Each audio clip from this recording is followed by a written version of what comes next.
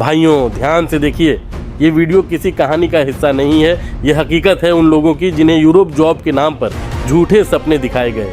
ये वीडियो आपको डराने के लिए नहीं, जगाने के लिए है, ताकि कोई और भाई यूरोप या गल्फ जॉब के नाम पर ठगा न जाए। ये मेरा नाम विवेक सिंह है। विवेक, आप कहाँ से हैं?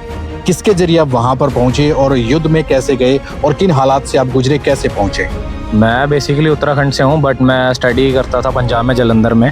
तो मेरा ही फ्रेंड था एक, मतलब हमारे घर पे भी आता जाता रहता था काफ़ी। तो उसने मुझे कहा कि इंडिया में तो कोई अपॉर्चुनिटी इतनी अच्छी मिलेगी नहीं जॉब की। एक्चुअली मैं क्रिकेट भी खेलता था, तो उसमें भी थोड़ा मतलब ऐसे कोई ऊपर नीचे स्टेट लेवल के बाद हो नहीं रहा था। तो उसने कहा कि आप रशिया चले जाओ, वहाँ पे आपका अच्छा मतलब फ्यूचर बन जाएगा, वहाँ पे सैलरीज बहुत अच्छी हैं, 1-1.5 लाख रुपए सैलरी मिल जाएगी।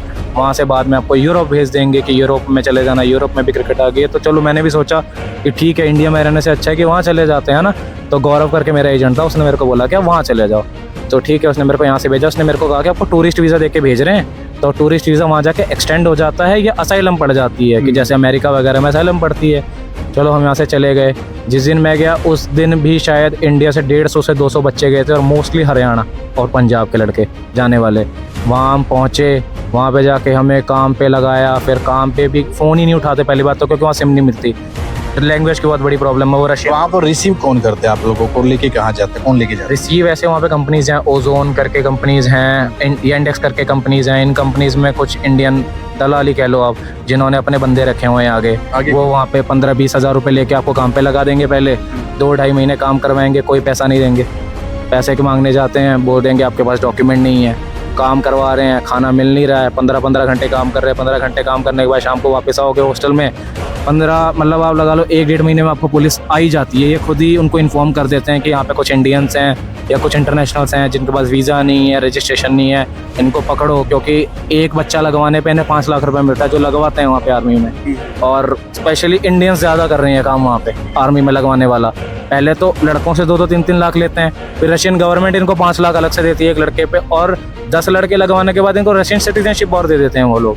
मतलब ये काम चलो बहुत टाइम से रहा है, 2023 से ही चल रहा है, बट अब ज़्यादा न्यूज़ में आने लग गया है क्योंकि वीडियोस बहुत बनने लग गई हैं। तो फिर वहाँ से हमको जेल में लेके गए हैं इन्होंने। कितने लड़के थे आप लोग जिनको जेल में लेके? मतलब मोस्टली जितने भी लड़के वहाँ पे आर्मी में आते हैं वो किसी ना किसी वजह से ही आते हैं, या तो वो जेल में पकड़े गए या रास्ते में चलते हुए पकड़े गए, वहाँ लेके जाते हैं। जिस दिन मैं गया था उस दिन 9 लड़के थे हम टोटल। तो उसमें से 2 लड़के तो इंडिया मतलब जेल में ही हैं अभी फ़िलहाल, शायद वो इंडिया आ जाएंगे 1-2 महीने तक। तो उन्होंने डिसाइड किया कि हम तो जेल में रहना प्रेफर करेंगे, कि जितना टाइम हम जेल में रहेंगे। वो थोड़ा फैमिली से भी थोड़ा स्ट्रॉन्ग थे, तो उन्होंने कहा कि हम नहीं जाएंगे आर्मी में। बट हमारा 8-9 लाख रुपए लग रखे थे, हम सब मिडिल क्लास फैमिली वाले थे। तो हमें यह था कि भाई हमारे पास ऑप्शन नहीं है जेल में रहने वाली, कि अगर हम 5-6-7 महीने जेल में रहेंगे या 9 महीने जेल में रहेंगे तो फिर हम घर पे क्या जाओगे। तब आपको डराते या तो जेल में या फिर आर्मी में चले जाओ, क्योंकि वो भी इनकी आर्मी नहीं है, वो भी इनकी कॉन्ट्रैक्ट आर्मी है, कि जिस दिन आपकी वॉर खत्म होगी उस दिन आपको घर। फिर आपने डर के जी, उसके बाद फिर हमारे पास ऑप्शन भी नहीं था, तो हमने सोचा कि हम आर्मी में ही चले जाते हैं। इन्होंने हमें बोला कि आपको वॉर नहीं लड़वाएंगे क्योंकि आपको लैंग्वेज नहीं आती है, तो आपको बंकर वगैरह खोदने पड़ेंगे और कोई नॉर्मल छोटा मोटा काम करना पड़ेगा।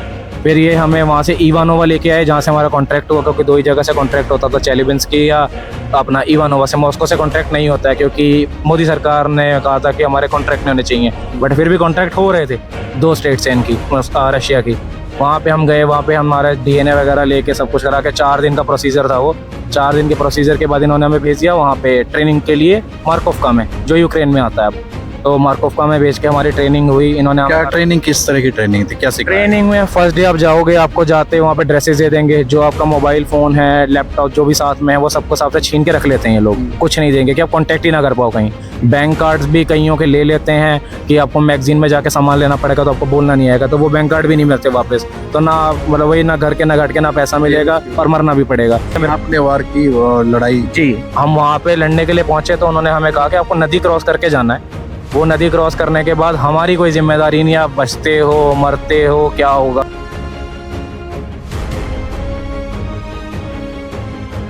अगर आप यूरोप या गल्फ जॉब की प्लानिंग कर रहे हैं तो याद रखिए, बिना इंटरव्यू, बिना कॉन्ट्रैक्ट और बिना रजिस्टर्ड एजेंसी कोई भी जॉब सुरक्षित नहीं होती। व्हाट्सएप, टेलीग्राम और फेसबुक पर दिखने वाले सस्ते सपने अक्सर सबसे महंगे पड़ते हैं। हमारी आपसे एक ही अपील है, ऑफिस विजिट करें, डॉक्यूमेंट्स वेरीफाई करें और सिर्फ लाइसेंस जेन्युइन एजेंसी पर ही भरोसा करें।